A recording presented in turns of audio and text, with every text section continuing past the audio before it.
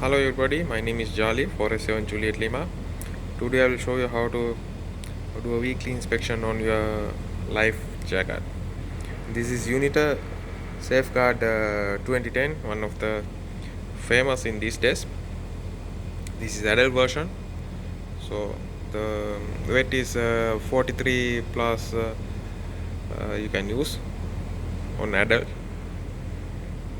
Have a look on the reflective tapes, looks good. Buckle is in position. The light, we will have a look on the light, so we will switch on the light. This light is activated by the water, so you have to give a small connection to activate. Okay, looks good. Light is activated. We switch off. Here we have a small lanyard to fast between survivors.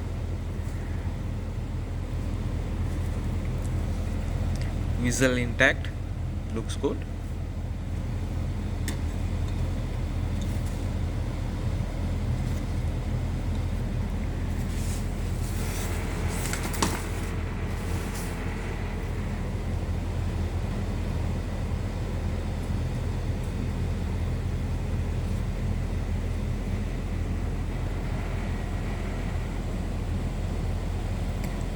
Okay guys, hope you enjoy.